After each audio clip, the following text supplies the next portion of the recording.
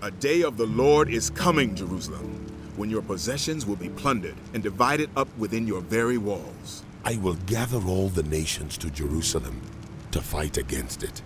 The city will be captured, the houses ransacked, and the women ravished. Half of the city will go into exile, but the rest of the people will not be taken from the city. Then the Lord will go out and fight against those nations as he fights on a day of battle. On that day, his feet will stand on the Mount of Olives east of Jerusalem, and the Mount of Olives will be split in two, from east to west, forming a great valley, with half of the mountain moving north and half moving south. You will flee by my mountain valley, for it will extend to Azel. You will flee as you fled from the earthquake in the days of Uzziah, king of Judah. Then the Lord my God will come, and all the holy ones with him. On that day, there will be no sunlight, no cold, frosty darkness. It will be a unique day, a day known only to the Lord, with no distinction between day and night. When evening comes, there will be light. On that day, living water will flow out from Jerusalem, half of it east to the Dead Sea, and half of it west to the Mediterranean Sea, in summer and in winter. The Lord will be king over the whole earth.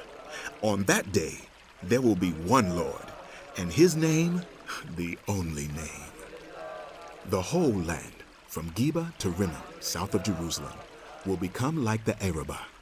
But Jerusalem will be raised up high from the Benjamin gate to the site of the first gate, to the corner gate, and from the tower of Hananel to the royal wine presses, and will remain in its place. It will be inhabited. Never again will it be destroyed.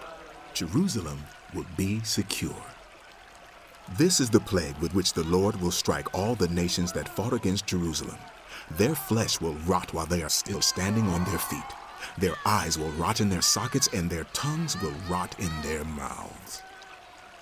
On that day, people will be stricken by the Lord with great panic. They will seize each other by the hand and attack one another. Judah too will fight, and Jerusalem. The wealth of all the surrounding nations will be collected, great quantities of gold and silver and clothing. A similar plague will strike the horses and mules, the camels and donkeys, and all the animals in those camps. Then the survivors from all the nations that have attacked Jerusalem will go up year after year to worship the King, the Lord Almighty, and to celebrate the Festival of Tabernacles. If any of the peoples of the earth do not go up to Jerusalem to worship the King, the Lord Almighty, they will have no rain. If the Egyptian people do not go up and take part, they will have no rain.